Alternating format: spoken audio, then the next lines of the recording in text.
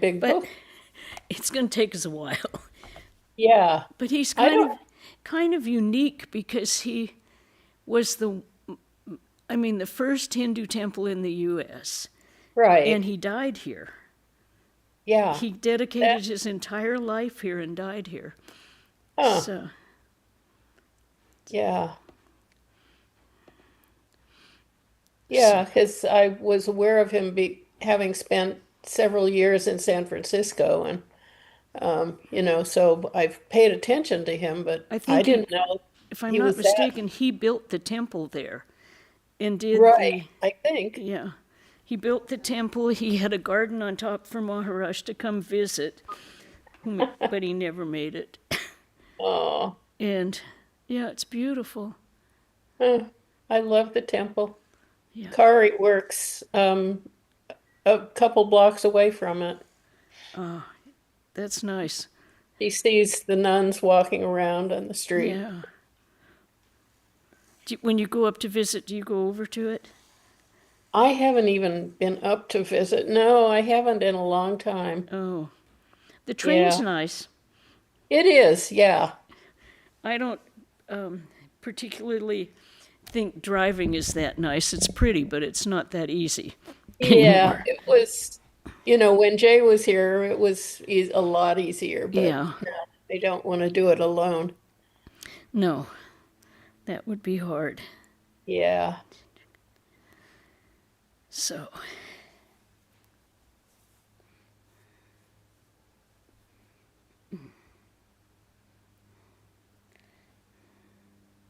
Have you noticed on Facebook, Vraja somebody is posting all these images of swamis in the old photos.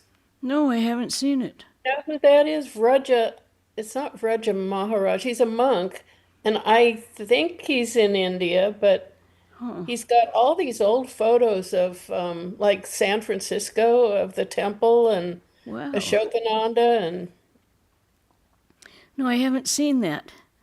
huh. I'll forward you one because Okay. Thank it's you. unusual. Yeah.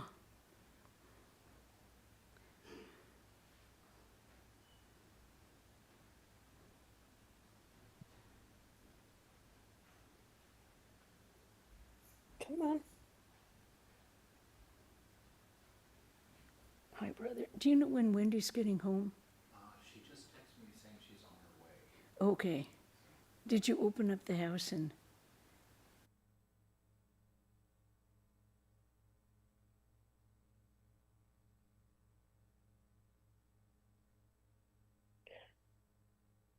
Braja Mohana, that's his name.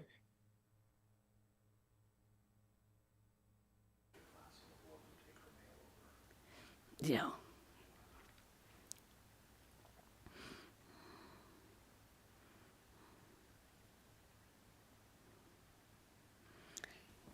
Would you come down and pick up a container of soup for when she gets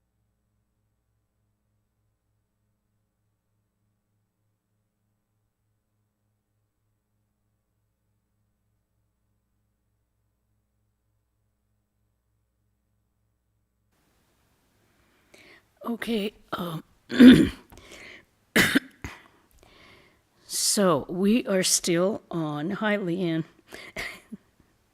We're on Swami Vijnanananda, the last disciple of Sri Ramakrishna. He lived until the 30s, and yeah, Prabhupada said when she was traveling, when she was very young, she said, I was actually in India when some of the direct disciples, a couple of the direct disciples were still alive, and I'd never heard of Vedanta.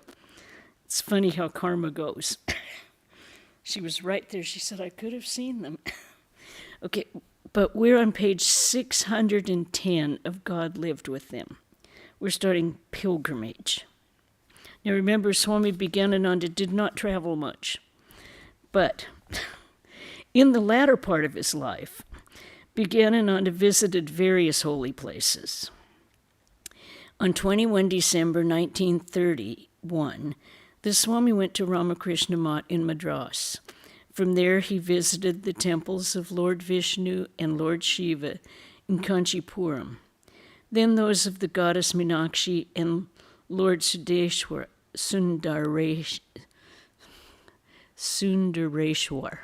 in Madurai. He proceeded to Trivandrum, and from there he traveled to Kanyakumari. Kanyakumari is the one that's on the rock where Vivekananda was. Well, it's right across the channel from the rock. He entered the temple and looked at the Mother Kumari, the virgin goddess, for an hour without blinking. From the seashore, he saw Rock Island, where Vivekananda had meditated and had a vision before he left for America. The thing was, Swami Vivekananda swam that channel. It's a kind of rough water there. It's where the Indian Ocean meets the Atlantic Ocean, I think. Is it the Atlantic? Or the Pacific? I'm not sure which. He entered the... Vijnanananda then visited Rameshwaram, Bangalore, Mysore, and Udakamund before returning to Madras. Vijnanananda told the devotees in Madras, the goal of human life is to realize God, because only that can give us real and permanent peace. Truly it is the ego, a product of ignorance, which has covered our God vision. Once someone asked Sri Ramakrishna, why can't we see God? He immediately covered his face with a towel and asked, can you see my face? No, because this towel is the barrier, yet I am seated in front of you. Similarly, remove the veil of ignorance which is between you and God, and you will see him everywhere. In 1932, he visited Chitrakat, where Lord Ramachandra stayed during his banishment, Dwarka on the shore of the Arabian Sea, where Lord Krishna lived, Rajkot in Gujarat, and Bombay. In 1933, Vijnanananda went to Sri Lanka and visited 3 important Buddhist holy places. Kalani Temple, where it is said that the Buddha visited 3 times, Kandi Tooth Temple of Buddha, and the Bow Tree of Anuradhapurnam. In the same year, Vijnanananda went to Delhi, Lahore, Peshawar, Landi Kotal, and Shillong. In 1935, Vijnanananda went to see the famous Lingaraj Temple in Bhubaneswar. He then visited the Konarak Sun Temple. On another occasion, he visited the Jagannath Temple of Puri. He later spoke of his experience there. On entering the temple, I embraced Lord Jagannath. He seemed to be soft, like a doll of butter. But now, in reality, I believe the deity, the image of Jagannath is wooden and not soft like a doll of butter. He also visited Dinajpur, Tamluk, Kamapukar, the birthplace of Sri Ramakrishna, and Jairambati, the birthplace of Holy Mother. He then installed the foundation stone of the Ramakrishna Mission in Kanpur. At a later date, he visited Dhaka and Barisal in Bangladesh. Excuse me. When Sri Ramakrishna trained his disciples, he gave them the power necessary to transmit his spiritual teaching, his spiritual heritage. Consequently, wherever his disciples went, they would create such an uplifting atmosphere that everyone's mind would be filled with joy. Although reticent when asked, Vijnanananda always talked about the Master and spiritual life. In Barisal, he said to the devotees, only a few people can realize or understand God. This is not possible without purity of heart. One should be extremely careful. Bad thoughts are like poison. One day a judge's wife asked, Maharaj, how can we control the restless mind? Punish the mind with a whip, replied the Swami. The lady said, the whip is in my hand, but the mind is far away. How can I thrash it? Vijnanananda burst out in laughter. Another day he said to the devotees, chant the Lord's name, you will get peace. Then he mentioned the nature of the soul or the Atman. The soul is not matter. The soul is beyond death, birth and death. The soul is eternal. The individual soul is subservient to the supreme soul, the Paramatman. In December 1936, Vijnanananda went to Rangoon, the capital of Burma. The Burmese devotees were happy to meet a direct disciple of Sri Ramakrishna. On 11 December, Vijnanananda went to the famous reclining image of Buddha at Pegu, 45 miles from Rangoon. He stood motionless in front of the image for a long time. His companions did not dare disturb him. After a while, Vijnanananda regained a normal state of consciousness, and they returned to the car. He remained silent and serious all the way back to Rangoon. Later, when repeatedly asked by the monks about his spiritual mood, the Swami said, today, Lord Buddha has graciously vouchsafed me his vision. I clearly saw that the reclining image of Buddha was living, as it were. How magnificent was the beauty of his luminous form. After saying this, he again became silent. During his stay in Rangoon, Vijnanananda initiated some devotees. In the afternoons, he answered the questions of spiritual aspirants. One afternoon, a monk asked, how can we still the mind? Vijnanananda replied, it is quite essential to practice japa and meditation regularly every day. Then gradually the mind will calm and steady. Try to live alone. A real holy man lives in solitude. Later he added, it is no use listening to too many spiritual instructions at one time. It is far better to hear and concentrate on a few instructions and practice them. Often some people take too many instructions but do not follow any of them at all. That does not bear any results. What good advice you have heard, try to translate into action. Excuse me. On 12 December 1936, Vijnanananda heard that Prince Edward VIII had renounced the throne of England in order to marry an American woman. The Swami commented, look, the prince gave up such a vast empire, wealth, honor, and everything just for a woman. See, a woman is greater than an empire. And again, God is greater than a woman. Who renounces anything for God? God is the greatest of everything. Upon gaining him, one knows that there is no greater gain, but it is extremely difficult to attain him. The prince's renunciation of the empire is praiseworthy. Renunciation of any kind is good. It increases mental strength and dispassion. Today, he has renounced the empire. Perhaps in the future he may give up that woman. When his attendant came to bow down to him, the Swami said, today you won't get food in the monastery. Edward VIII has given up a vast empire. Will you not be able to give up food for one day? When the monk agreed to fast, Vijnanananda said, look, the king has renounced his kingdom for a woman. What a play of Mahamaya. The Swami continued to praise renunciation, then finally said, there is little hope of making any progress in spiritual life without renunciation. Any questions so far? We'll go into the next section at Belur Mat.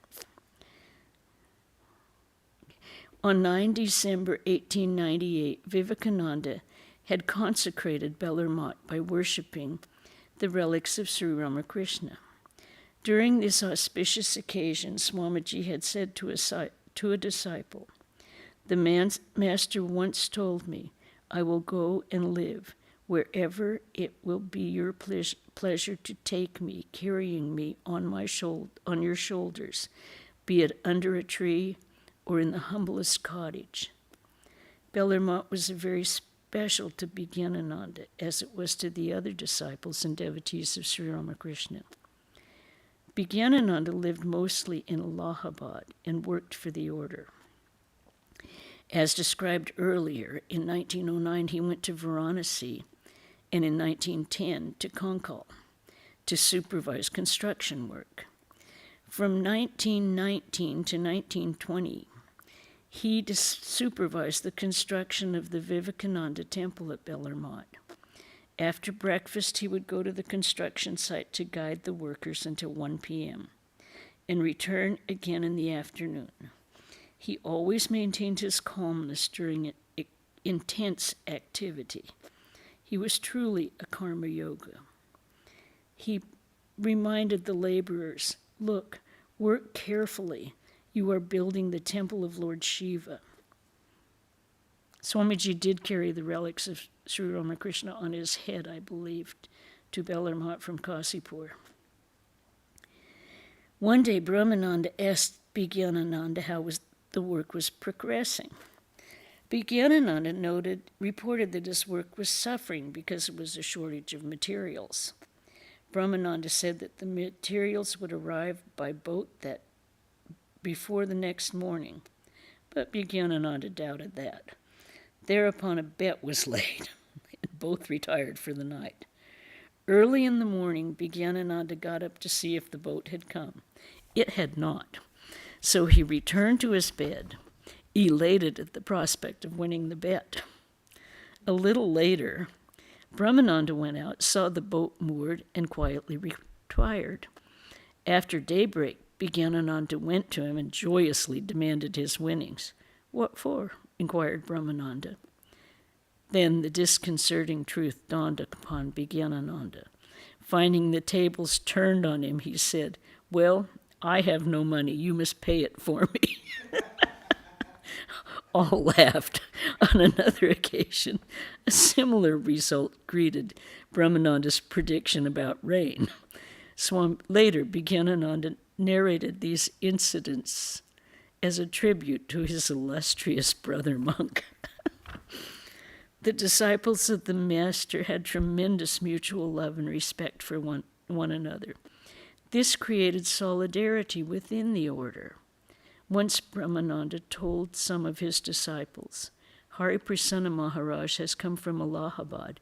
Have you met him?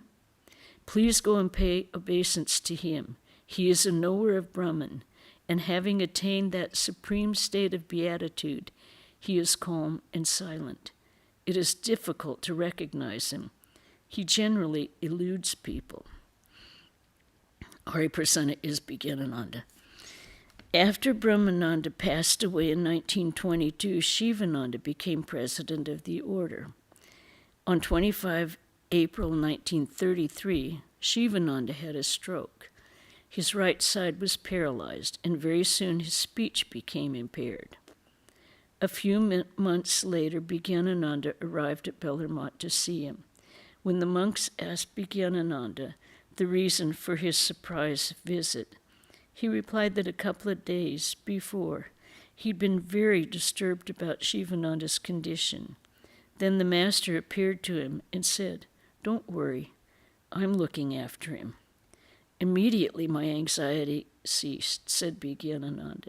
Next it came to my mind that I must see this great soul who was protected by the master. So I left for Calcutta yesterday. Although Shivananda could not talk, he was pleased to see his brother disciple and blessed him. Vijnanananda later described his experience. That day Mahapurush laid his hand on my head. His touch changed my mental attitude. He passed on to me his great desire to help people spiritually and to assume responsibility for them. I now feel that as long as I live and have the least strength in my body, I shall do the same and give the Master's name to all. All these years, Vijnanananda had lived a quiet, secluded life. He had avoided crowds and spoke only occasionally to select individuals on spiritual matters. After this incident, however, he began to mingle more freely with people and to give initiation to seekers, refusing none. In 1934, after Shivananda passed away, it was proposed that Swami Vijnanananda become a trustee and the vice president of the Ramakrishna Mountain Mission. Swami Chetanananda, the president, knew that his brother monk collected fountain pens as a hobby. It was notorious for having lots of fountain pens in his coat pockets. Brother, please, so he wrote to him, Brother, please give your consent and sign your name, and I shall present a fountain pen to you. Vijnanananda wrote back, Brother, when you send me the pen, I shall sign my name with it. Akhandananda sent him a pen, the Swami signed, and became the vice president of the Ramakrishna order. This incident shows the results of Sri Ramakrishna's training. His disciples had no desire for power or position. After becoming vice president, Vijnanananda traveled widely and initiated many people. About initiation, he remarked, When people come to me for a mantram, I take them to the Master's shrine and introduce them to him. Afterwards, the Master will do what is necessary. On 20 December 1936, a devotee asked Vijnanananda at Bellarmont, One is supposed to repeat the mantram with joy, but often I feel depressed. What shall I do? The Swami replied, Japa means repeating the Lord's name. It does not matter what mood you are in. You should continue your japa. Know for certain that you are separate from the mind. Don't pay any attention to whether you have joy or misery in your mind. Soon after, another devotee approached him for initiation. The Swami at first declined, then said indignantly, People take initiation and then write letter after letter. They do not practice spiritual disciplines according to the instructions. They only complain and disturb me. When the devotee finally persuaded Vijnanananda to accept him, the Swami compassionately said, All right, if you do not write me too many letters, come tomorrow morning for initiation. Once while at Bellarmont, Vijnanananda went to visit Kalighat in South Calcutta. He had a mystical experience that he later narrated. I was taken inside the temple. I saw and touched the mother's image while I was circumambulating the deity. The mother, out of her infinite mercy, revealed herself unto me. It roused my kundalini to the Sahasra and illumined it quickly. From the serpent power that resides at the base of the spine to the lotus at the crown of the head. On another occasion, he had a vision of Lord Shiva in the art studio of Calcutta. He described this experience. I went alone to the studio and saw a beautiful picture of Lord Shiva. He was in a standing posture and had matted locks and a beard. A standing portrait of Shiva is rare. I gazed at it intently and was soon filled with ecstasy.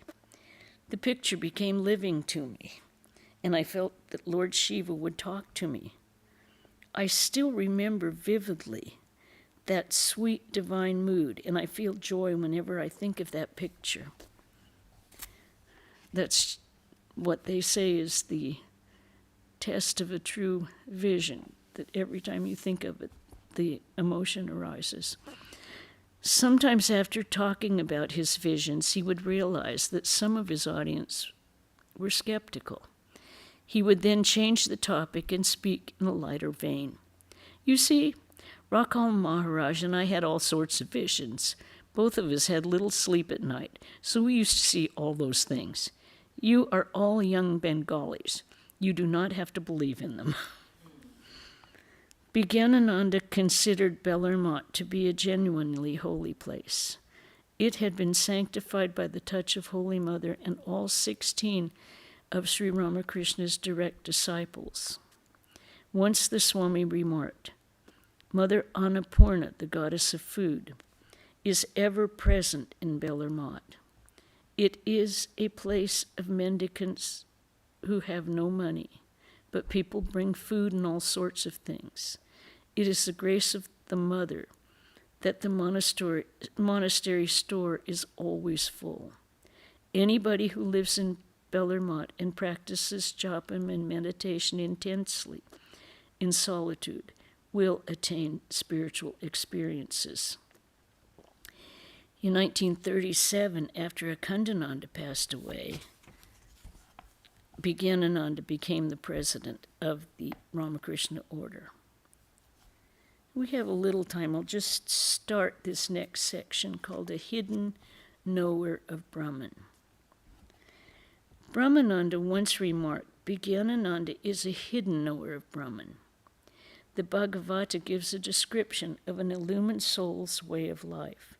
Though wise, he plays like a child, unconcerned about status. Though highly intelligent, he behaves like a fool without any plans. Though learned, he speaks like one who is mad to avoid popularity. Though established in the truth taught by the Vedas, he roams like cattle with absolute unconcern for all established codes of conduct. We must look at Vijnanananda's actions from this perspective in order to understand their true meaning. Otherwise, he will be misunderstood. Another important characteristic of Vijnanananda was his wonderful sense of humor. Although he seemed to be a serious person, he could make people laugh with his childlike simplicity, playful moods, jokes, and witty remarks. Humor has its place in religion. Although it is not accepted by many religions, it can actually be a mode of spiritual self-expression. Because a real Vedantan, a knower of Brahman, knows that the world is a dream, he can make fun of it. One evening, Vijnanananda pointed to the stars and said to his devotees, "They are my friends. How beautifully they are twinkling." Soon after, this devotee asked the Swami to tell a story. Immediately, he said with a chuckle, "Am I your grandmother?" Then he continued, "Yes, everything is a fairy tale, really. If you can think of the world as unreal, how happy you will be. Trouble arises when you think of it as reality." In this connection, he told the story of Diogenes, the famous Greek philosopher, who considered the world to be a dream.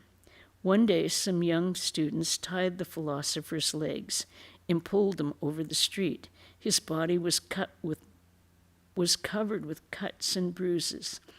Then the students said, "Do you still think that the world is a dream?" Diogenes replied, "Yes, the world is a dream, but a painful dream." And I think we'll stop there. We're on page 616. Any questions about Vijnanananda? Okay, no comments. All right. Saturday, the 8th, is Karma Yoga Day, and we would love to have everyone who's in town or near town or come to town show up. Come to the convent around 9:15. We'll work till 12:15, and then we'll all have lunch together at 1. We will also have at 5 o'clock Saturday, gospel reading of Sri Ramakrishna. Unfortunately, we won't have Swami Chetanananda because he's going to be lecturing in Atlanta. So he won't be able to read the gospel to us Saturday afternoon, but someone will. And I'm sorry? Who made a comment?